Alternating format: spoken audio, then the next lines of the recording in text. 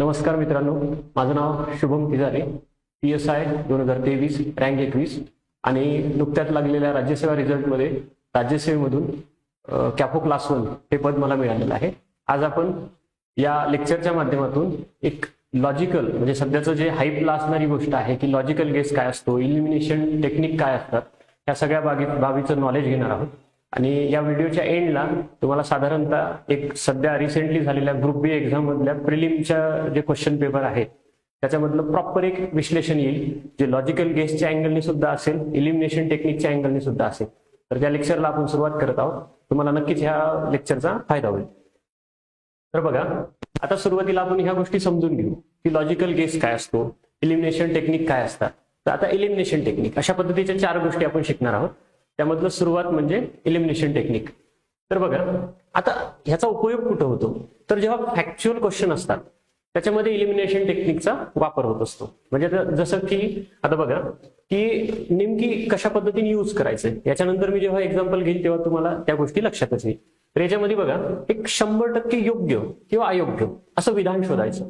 ठीक आहे, 100% योग्य किंवा अयोग्य हे विधान जेव्हा तुम्ही शोधता त्याच्यावरून ऑप्शनचा खाली पर्याय काय दिलेले आहे हे पर्याय ट्रॅक करणं आणि त्याच्या माध्यमातून एक आपल्या योग्य अशा उत्तरापर्यंत पोहोचणं, हे म्हणजे इलिमिनेशन टेक्निक असते. जसं की बघा, आता हे पूर्ण मी तुम्हाला एक्सप्लेन केलेलंच आहे. याच्यामुळे काय होते की तुम्हाला असा गेस कमी करावा लागतो आणि अॅक्युरेसी वाढते. म्हणजे तुम्हाला 100% शुअरिटी येते की हेच अँसर आहे. ओके, आणि याचाच पुढचं स्टेप काय, तुमचा आत्मविश्वास बिल्ड होतो. आणि तुम्ही जेव्हा एक्झाम देता, तुम्हाला 100 क्वेश्चन एक्झाम हॉलमध्ये सॉल्व्ह करायचे असतात, तेव्हा हा जो आत्मविश्वास असतो तर हा आपोआपच तुमच्या पुढच्या क्वेश्चनवर इम्पॅक्ट करून तो सुद्धा क्वेश्चन बरोबर येऊ शकतो. आता याचे काही उदाहरणं आपण बघणार आहोत. ठीक आहे, जसं की हा ग्रुप बी प्रिलिम 2025 ला आलेला प्रश्न आहे. प्रश्न असा होता की प्रार्थना समाजाच्या वतीने खालीलपैकी कोणती सामाजिक कामे केली होती. ठीक आहे, त्याच्यामध्ये पहिलं आहे की नाम जोशी यांनी सोशल सर्व्हिस लीग स्थापून मजुरांची स्थिती सुधारण्यासाठी प्रयत्न केले. ठीक आहे, त्याच्यानंतर देशसेवेच्या चांगल्या कार्यकर्ते निर्माण करण्याच्या उद्देशाने नामदार गोखले यांनी सर्वंट ऑफ इंडिया सोसायटीची ही संस्था स्थापन केली. त्याच्यानंतर थर्ड हे जे विधान होतं ते समाजाच्या वतीने नाशिक येथे अनाथ आश्रम काढले. आणि त्याच्या पुढचा क्वेश्चन म्हणजे विधान होतं अस्पृश्यांच्या उन्नतीसाठी महर्षी विठ्ठल रामजी शिंदे यांनी डिस्परेट क्लासेस मिशन ही संस्था स्थापन केली. आता अशा पद्धतीने हे 4 समजा विधान होते. आता ही बाब जी आहे आणि ही किंवा ही, या तिन्ही गोष्टी अशा आहे ना की हे PYQ आहेत. PYQचा काहीतरी रेफरन्स आहे. आता PYQचा रेफरन्स आहे, याच्यानंतर खालचा जो ऑप्शनचा पॅटर्न आहे, तर तुम्ही एक ऑब्झर्व करा की या ऑप्शन मध्ये ऑल ऑफ द अबाव दिलेलं नाही. म्हणजे काय, तर वरील पैकी सर्व दिलेलं नाहीये. म्हणजे तुम्हाला काहीतरी एक विधान चुकवायचंय.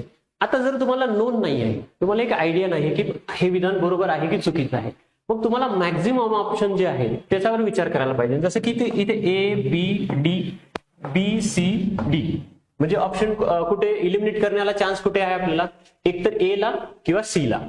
ठीक आहे, आता जर तुम्ही याचा रेफरन्स एचा रेफरन्स जो आहे नामजोशी, हे परफेक्ट आन्सर आहे. तुम्हाला माहिती आहे, हे PYQ मध्ये विचारलेलं आहे. त्याच्यामुळे हे विधान जे आहे ते अॅक्युरेट होऊन जाते. आता मग त्याच्यानंतर पुढचा विचार काय करायचा आहे तुम्हाला की A इलिमिनेट केल्यानंतर ऑप्शन शिल्लक कुठला राहतो. ठीक आहे, तर आता A इलिमिनेट केल्यानंतर हा ऑप्शन गेला, हा ऑप्शन गेला. आपल्याला विचारलं काय, कुठली कामे केलेली आहे.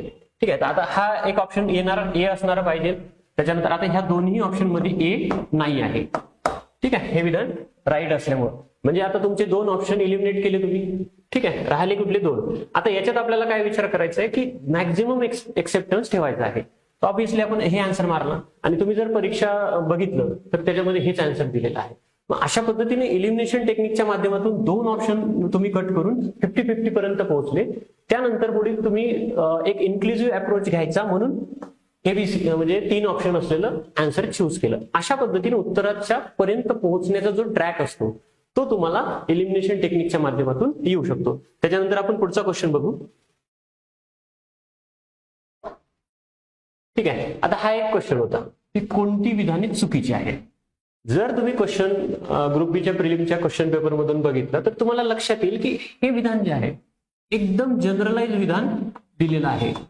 ठीक आहे, आणि हे विधान बरोबरच आहे, तुम्हाला वाचल्या क्षणीच लक्षात येते.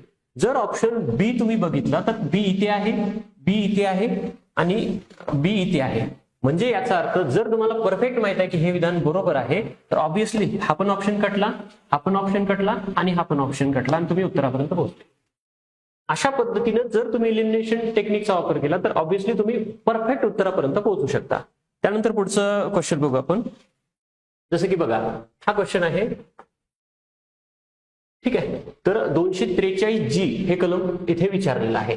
आता तुम्ही जर ऑप्शन बघितलं तर कलम विचारलं त्याच्यामध्ये तरतूद किती असणार आहे? एक तरतूद असणार आहे. ओके, कारण कलमामध्ये शक्यतो एक तरतूद मेन्शन केलेली असते. आणि ऑप्शन बघा, हे विनाकारण दिलेले ऑप्शन आहे.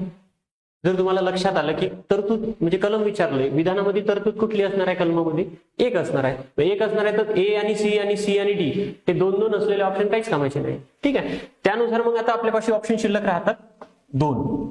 आणि मग नंतर तुम्ही उत्तरापर्यंत पोहोचण्यासाठी एक आयडिया जर लॉजिकली वापरली तर पंचायतीची सत्ता आणि जबाबदारा एवढं इन्क्लुझिव्ह प्रॉपरली सेट केलेलं ऑप्शन जे आहे ते दिलेलं आहे आणि तेच आन्सर आहे.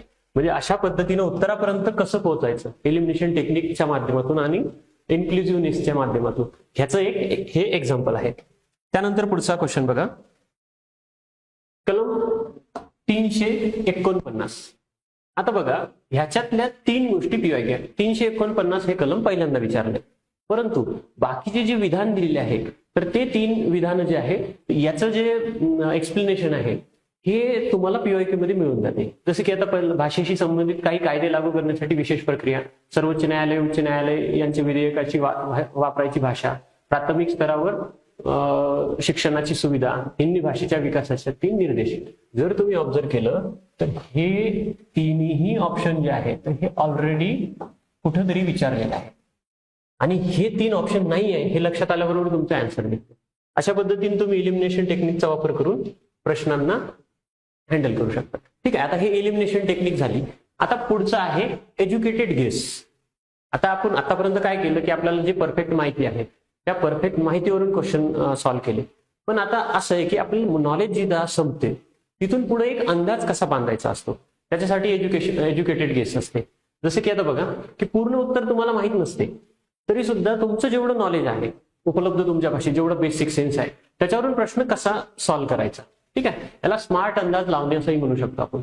ओके, वापरायचं कुठे असते हे तर जेव्हा तुम्हाला 100% खात्री नाही आहे की याचा आन्सर हेच आहे तेव्हा तुम्हाला हे एज्युकेटेड गेस वापरायचा असतो. ठीक आहे, 2 ऑप्शन मध्ये कन्फ्युजन असेल तेव्हा सुद्धा तुम्ही वापरू शकता, किंवा निगेटिव्ह मार्किंग जे मॅनेजेबल आहे की ठीक आहे आता इथं आपण रिस्क घेऊ शकतो त्या ठिकाणी सुद्धा वापरू शकता. याच्यामध्ये टिप्स काय असतात की काही एक्स्ट्रीम शब्द असतात, इट्स ओनली, म्हणजे ऑब्जेक्टिव्ह एक्झामच्या काही मर्यादा आहे. जसं की त्याला जर विधान बरोबर द्यायचं असेल तर कॉपी पेस्ट केलं जाऊ शकते, परंतु तेच विधान जर चुकवायचं असेल तर ऑब्व्हियसली त्याच्यामध्ये काहीतरी असे कीवर्ड्स ऍड करावे लागतात जे कीवर्ड्स ते विधान एक्स्ट्रीमनेस कडे नेते. जसं की ओनली म्हणजे आता जनरलाइज करताना त्यांना सर्वसाधारण, शाश्वत अशा पद्धतीने शब्द टाकता येतात, पण जेव्हा तो विधान त्यांना चुकवायचंय तर त्याचं असं म्हणू शकते की ओनली असं काहीतरी एखादा शब्द टाकला जाऊ शकतो, किंवा हे सुद्धा एक वापरलं जाते, किंवा त्यासोबतच ह्या सुद्धा गोष्टी असतात असं करून ऍडिशनल गोष्टी टाकल्या जातात जेणेकरून ते विधान चुकवलं जाते. तेव्हा तुम्हाला एज्युकेटेड गेसमध्ये ह्या गोष्टी वापरात येऊ शकतात. ठीक आहे, आणि आता स्टेटमेंट बेस्ड जे पर्याय असतात याचा विचारपूर्वक अंदाज बांधायचा असतो. ठीक आहे, त्याच्यानंतर फिमिलियर टर्म जे असतात म्हणजे बऱ्याचदा सारख्या सारख्या टर्म वापरलेल्या असतात त्याच्यावरून सुद्धा तुम्हाला एक अंदाज बांधता येऊ शकतो.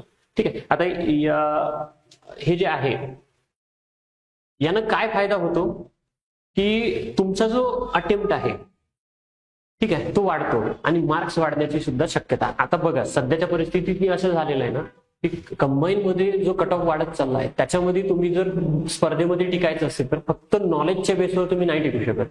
त्यासोबत तुम्हाला कुठेतरी एज्युकेटेड गेस, एलिमिनेशन टेक्निक ह्याचा सुद्धा वापर करावा लागतो. कारण तुम्ही जर परीक्षा पद्धती बघितली तर परीक्षा पद्धतीमध्ये 30 ते 40च क्वेश्चन असे असतात जे कॉपी पेस्ट असतात पुस्तकातून. त्याच्या पुढे तुम्हाला 60 कट ऑफ क्रॉस करण्यासाठी अॅक्युरेसी तुमची 66-70 पर्यंत लागत असते लीडने जर पास व्हायचं असेल तर. मग एवढी अॅक्युरेसी काढण्यासाठी तुम्हाला कुठेतरी एज्युकेटेड गेस, एलिमिनेशन टेक्निक ह्याचा सुद्धा वापर करावा लागतो. त्याच्यासाठी हा एक पर्याय आहे. ठीक आहे, तर आता एक आपण याचे काही क्वेश्चन बघू. जसं की हा एक क्वेश्चन बघा की 1857च्या उठावामध्ये बंगालच्या नीळ उत्पादक शेतकऱ्यांनी मळेवाल्यांविरुद्ध उठावात यश मिळवण्याचे कारणे कोणती? आता प्रश्न कोणावरून विचारलाय? शेतकऱ्याच्या अँगलने. मग आता तुम्ही हा एक कीवर्ड हायलाइट केला, त्यानंतर जर विचार केलं तर काय ऑप्शन दिलेले आहे की उपक्रमशीलता व सहकार्य, संघटना व शिस्त, मळेवाल्यांमध्ये पडलेली फूट, हिंदू मुस्लिम शेतकरी ऐक्य. आता हा क्वेश्चन कुठल्या तरी म्हणजे पुस्तकामध्ये रेफरन्स नाही येणार आहे, हा ऑफबीट गेलेला क्वेश्चन आहे. जर याला तुम्ही लॉजिकल पद्धतीने हँडल केलं तर तुम्हाला काय लक्षात येईल की ऑप्शन कशा पद्धतीचे दिलेले आहे. ठीक आहे, आता आपल्याला इन्क्लुझिव्ह ऑप्शन चूज करायचा आहे, त्याच्यामुळे हा एक ऑप्शन जो आहे तो आपला कट होऊन जातो. इन्क्लुझिव्ह, फक्त इन्क्लुझिव्ह करायचं आहे त्याच्यामुळे. त्याच्यानंतर पुढची स्टेप काय आहे की तुम्ही बघा की शेतकऱ्यांच्या अँगलने कुठले विधान दिले आहे. तर तुम्हाला लक्षात येईल की हा एक ऑप्शन जो आहे म्हणजे उपक्रमशीलता आणि सहकार्य, कोणाचं? शेतकऱ्याचं. संघटना व क्षेत्र, शेतकऱ्याची. मळेवाल्यात पडलेली फूट, शेतकऱ्याशी काही संबंध आहे का? नाही.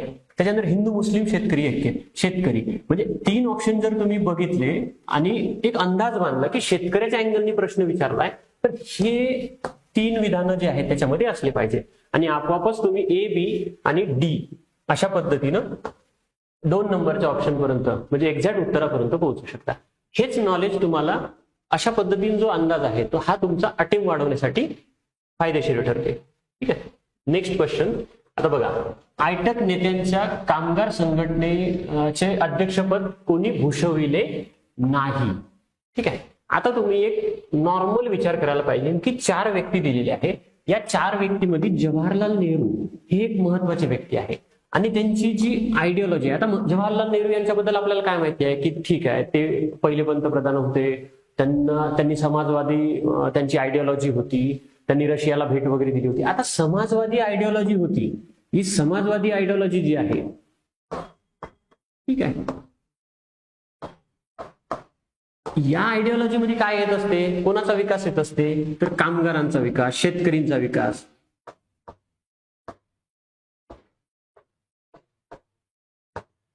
कामगारांचा विकास असल्यामुळं या व्यक्तीनं तर या संघटनेचं अध्यक्ष पद भूषवलं असलंच पाहिजे.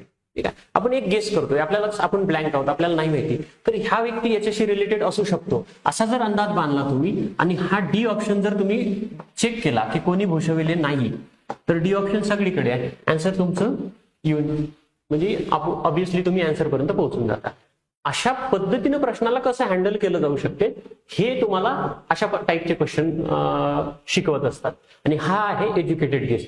अशा पद्धतीचं जर तुमच्याकडे नॉलेज असेल तर तुमचा 20ने अटेम्प्ट वाढू शकतो आणि त्यासोबत म्हणजे काय की त्याची अॅक्युरसी वाढते. हा क्वेश्चनचा आन्सर तुम्हाला डायरेक्ट मिळून जाते. जेव्हा तुम्ही एक बियॉन्ड युअर लिमिट तुम्ही त्या प्रश्नाला चेस करता तेव्हा अशा प्रश्नांमधून तुमचे मार्क्स जे आहेत, आता हा क्वेश्चन प्रत्येकाला जमलेला नसणार आहे पण तो तुम्हाला जमणार आहे कारण तुम्हाला एज्युकेटेड गेस कसं करायचं याचं नॉलेज आहे.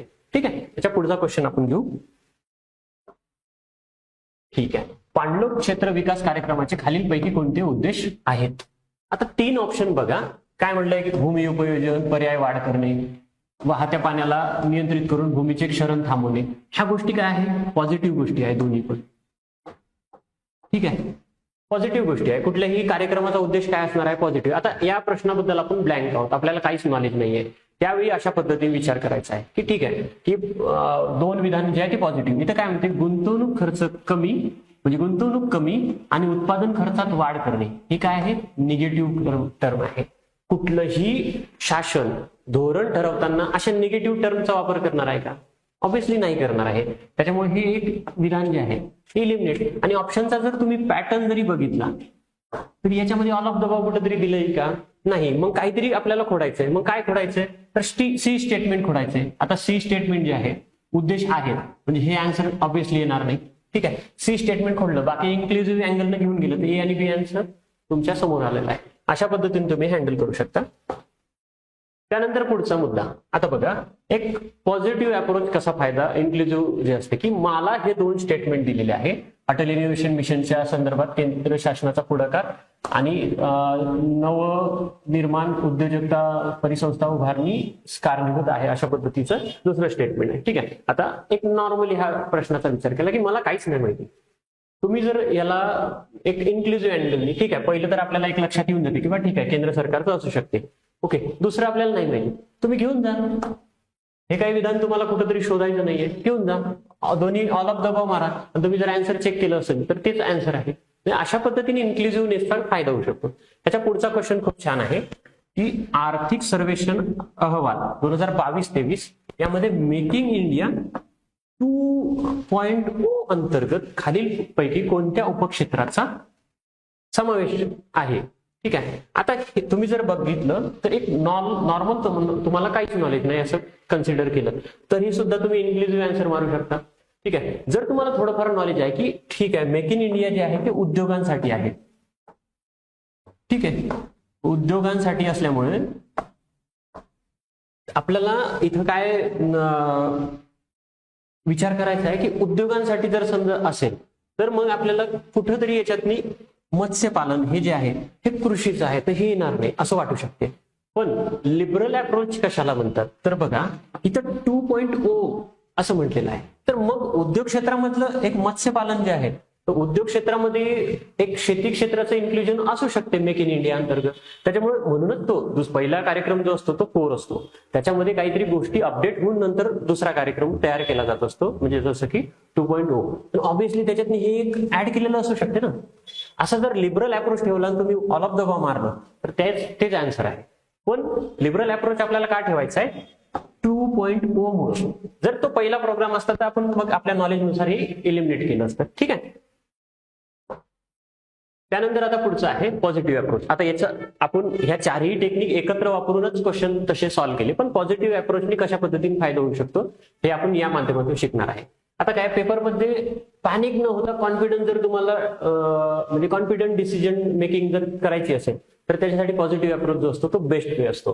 ठीक आहे. त्याच्यानंतर आता नेमकं काय करायला पाहिजे तर प्रत्येक प्रश्नाकडे ना सकारात्मकतेने बघितणं अपेक्षित आहे.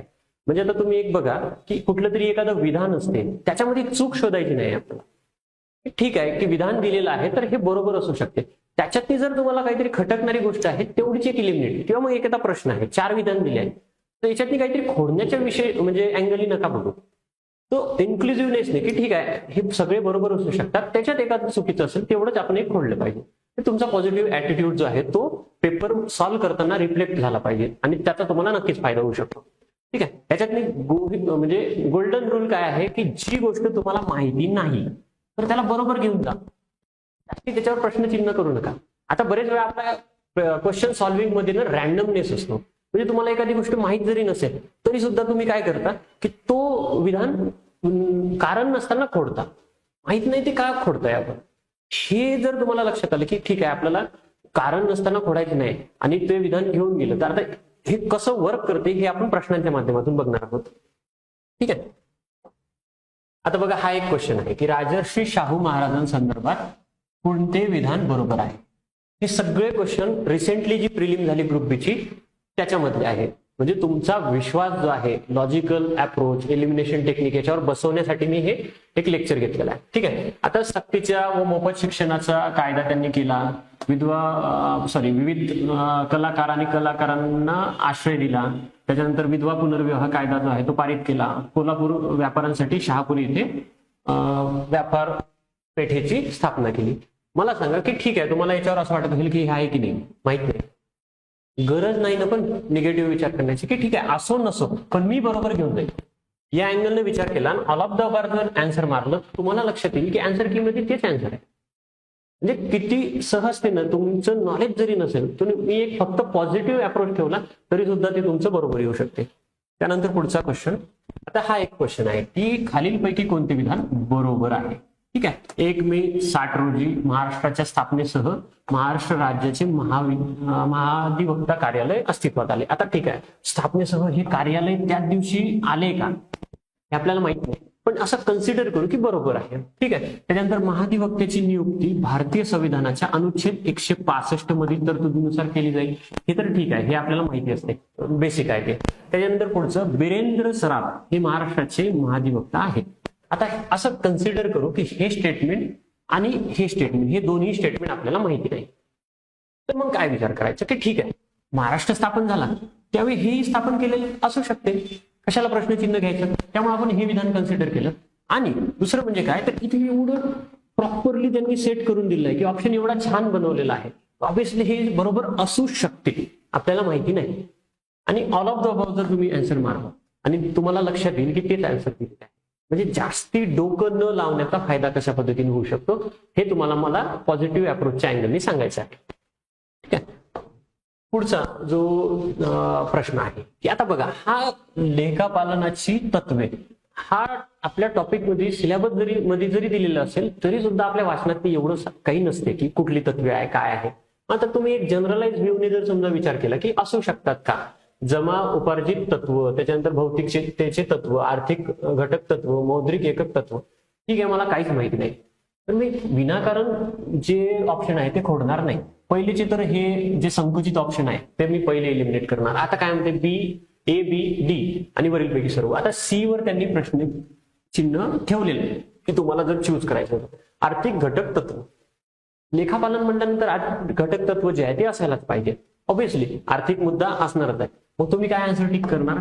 हे इन्क्लुझिव्ह अप्रोचने, पॉझिटिव्ह अप्रोचने, आणि तुमचा आन्सर तेच आहे. ठीक आहे. त्याच्यानंतर पुढचा मुद्दा जो आहे, ठीक आहे, हा क्वेश्चन तेवढं महत्वाचा नाही. कर देयता क्षमता तत्वाची आहे वैशिष्ट्ये. कर देयता क्षमता तत्वाची वैशिष्ट्ये विचारलेली आहे. दोन ऑप्शन आहे. पहिलं काय म्हणते की उच्च उत्पन्न मिळवणारे आणि श्रीमंत व्यक्तींनी अधिक आयकर भरावा. ठीक आहे. त्याच्यानंतर कमी उत्पन्न मिळवणारे गरीब लोकांनी आयकरातून त्यांना सूट मिळावी. अशा पद्धतीचे दोन जर तुम्ही काळजीपूर्वक वाचले तर हे दोन्ही विधान एकमेकांना सपोर्टिव्ह आहे. पण इथं आपल्याला असं वाटू शकते की नाही हे तर आपल्या भारतातनी वापरलं जाते पण हे आहे की नाही आपल्याला माहिती नाही. उगीच कॉम्प्लेक्स माइंडसेट न ठेवता साध्या विचाराने जर दोन्ही विधानं जे आहेत हे बरोबर कन्सिडर केले आपोआपच तुमचं आन्सर जे आहे ते ऑल ऑफ द अबाव येते आणि ते जे आन्सर आहे तेच आन्सर आयोगाने सुद्धा दिलेला आहे. तर म्हणजे प्रश्नचिन्ह न करण्याचे फायदे काय आहे? ज्यांचा हा प्रश्न चुकलेला आहे ना त्यांनी खरंच हा प्रश्न परत जाऊन बघा. तुम्हाला लक्षात येईल की आपण विनाकारण इथं निगेटिव्ह अप्रोचने क्वेश्चन सॉल्व्ह केला. जर पॉझिटिव्ह अप्रोच ठेवला असता तर जे क्वेश्चन आहे ते बरोबर आला असता. ठीक आहे. त्यानंतर आता लॉजिकल अप्रोच. आता एज्युकेटेड गेस झालं, एलिमिनेशन टेक्निक झालं, त्याच्यानंतर पॉझिटिव्ह अप्रोच झाला. आता लॉजिकल अप्रोच म्हणजे तार्किक विचार करण्याची पद्धती काय असते. ठीक आहे. आता एखादं तुमचं जे नॉलेज आहे ते नॉलेज आणि त्यासोबत तुमचं जे लॉजिक आहे या दोन्हीचं मिश्रण करून जे क्वेश्चन सॉल्व्ह करायचे असतात त्याला म्हणतात लॉजिकल अप्रोच. ठीक आहे. आता कधी उपयोगी होतो? जेव्हा स्टेटमेंट बेस्ड क्वेश्चन असतात. ठीक आहे. किंवा मग मॅच द फॉलोइंग किंवा क्रोनोलॉजी किंवा मग पॉलिटी किंवा इकॉनॉमी मधले कन्सेप्च्युअल क्वेश्चन या सगळ्या ठिकाणी याचा वापर होऊ शकतो. जर एखादी योजना म्हणजे आता याचं एक्झाम्पल सुद्धा मी इथे दिलेलं आहे की एखादी योजना आहे त्याच्यामध्ये डिजिटलशी संबंधित आहे, तुम्हाला जर असं आयडिया असेल मग प्रश्न नीट वाचल्यानंतर तुम्ही त्याच्यातले जर कीवर्ड लक्षात घेतले आणि तुम्हाला लक्षात येईल की मग कुठल्या मंत्रालयाशी ही संबंधित असू शकते. ऑब्व्हियसली कुठले मंत्रालय असणार आहे? IT मंत्रालय, कारण डिजिटलायझेशन आहे. ठीक आहे. तर मग अशा पद्धतीने कीवर्ड वरून वगैरे कशा पद्धतीने उत्तर जे आहे ते टिक म्हणजे काढायचं ह्याच्यासाठी म्हणजे तुमचा लॉजिकल अप्रोच असतो. आता याच्यामध्ये म्हणजे प्रश्न नीट वाचणं गरजेचं असते, त्याच्यातला कीवर्ड पकडणं गरजेचं असते आणि त्याच्यानंतर मग तुमचा काहीतरी कॉमन सेन्स असला पाहिजे. ओके. आता याच्यावरचा प्रश्न बघू आपण म्हणजे तुम्हाला ते चांगल्या पद्धतीने लक्षात येईल.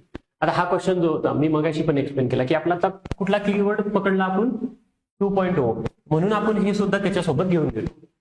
तुम्हाला नॉलेज असला तर हा क्वेश्चन चुकू शकला असता. म्हणजे ज्यांचं नॉलेज होतं ना त्यांनी काय केलंय 1, 2 आणि 3 हेच बरोबर घेतले. चौथं विधान त्यांनी खोडलं. कारण काय त्यांचं काय म्हणणं होतं की मेक इन इंडिया हे फक्त उद्योगाशी रिलेटेड आहे. पण तुम्ही जर नॉलेज सोबत तुमचं लॉजिक सुद्धा वापरलं की ठीक आहे मेक इन इंडिया उद्योगांसाठी आहे पण 2.0 मध्ये एखादी गोष्ट अपडेट झालेली असू शकते. मग त्याच्यातनी जो मत्स्यपालन आहे हे सुद्धा कन्सिडर केलेला असू शकते. अशा अँगलने आन्सर केलं की तुमचं म्हणजे लॉजिकल अप्रोचचा अशा पद्धतीने फायदा होऊ शकतो. त्यानंतर पुढचा क्वेश्चन. आता लॉजिकल अप्रोच जे आहे त्याचा दुसरा अँगल. आता मॅथच्या क्वेश्चन मध्ये सुद्धा लॉजिक असू शकते हे मला या प्रश्नाच्या माध्यमातून सिद्ध करायचं आहे. ठीक आहे. की काल काय म्हणलंय 15 पदांची बेरीज. उत्तरामध्ये 15 हा कीवर्ड दिलेला आहे. असं समजू की आपल्याला हा पॅटर्न माहिती नाही आहे. तुम्ही ह्या क्वेश्चनला गेल्यानंतर ब्लँक आहात. मग ब्लँक असताना याला कशा पद्धतीने वर्कआउट केलं जाऊ शकते त्याचं उदाहरण म्हणजे हा क्वेश्चन आहे. 15 पद म्हणलेलं आहे, वर एक दिलेला आहे. ऑब्व्हियसली म्हणजे वर किंवा खाली 15 असायला पाहिजे. ठीक आहे. वर किंवा खाली 15 असायला पाहिजे. तसे जर ऑप्शन चूज केले तर इथे 15 आहे आणि इथे 15 आहे. माझं काय म्हणणं आहे की तुमचे दोन ऑप्शन तर इलिमिनेट झाले. जर तुम्ही लॉजिकल अँगलने विचार केला तर 2 ऑप्शन इलिमिनेट झाले, उत्तरापर्यंत पोहोचण्याचे चान्सेस जे आहेत ते तुमचे 50-50 वर आले. म्हणजे मॅथमध्ये सुद्धा लॉजिकल गेज जो आहे तो वापरता येऊ शकतो. त्याच्यानंतर पुढच्या स्टेपला जाऊन जर तुम्हाला एक असं आयडिया आली की नाही ठीक आहे, मग याचा गुणाकार असतो, मग तिरपा गुणाकार असतो, त्याच्यामुळे खालचं ऑप्शन वर जाते, वरचं ऑप्शन खाली जाते, अशा पद्धतीने नंतर मग तुम्ही उत्तरापर्यंत पोहोचू शकता. पण तुम्ही 50-50 पर्यंत नॉर्मल सेन्सनी पोहोचू शकता. ठीक आहे, अशा अँगलनी वर्कआउट करता येऊ शकते. ठीक आहे, त्याच्यानंतर आता पुढचा मुद्दा की 1925च्या FISM world champion of magic मध्ये प्रतिष्ठित बेस्ट मॅजिक क्रिएटर पुरस्कार कोणाला मिळाला? आता क्रिएटर आहे, क्रिएटर म्हणलं तुम्ही जर क्रिएटर हा शब्द वाचला, दुसरं म्हणजे मॅजिक हा शब्द वाचला, तुम्हाला लक्षात येईल की बरेच वेळा आपण सुहानी शहा हा जो आहे ना, ही व्यक्ती आपण युट्यूबवर सर्च करताना सुद्धा येत असते. ओळखीची व्यक्ती कुठली आहे? मोस्टली तीच आहे. दुसरा लॉजिक काय? शहा कन्फ्युज करण्यासाठी ऑप्शन दिलेला आहे. ठीक आहे, त्याच्यातनी मग तुम्हाला 2 पैकी 1 चूज करायचे आहे.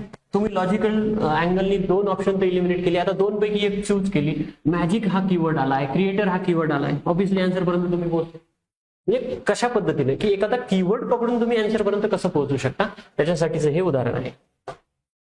त्यानंतर पुढचं बघा, महाराष्ट्राचे मुख्यमंत्री पदावर सप्टेंबर 25 पर्यंत सर्वाधिक काळ म्हणून खालीलपैकी कोण राहिलेले आहे?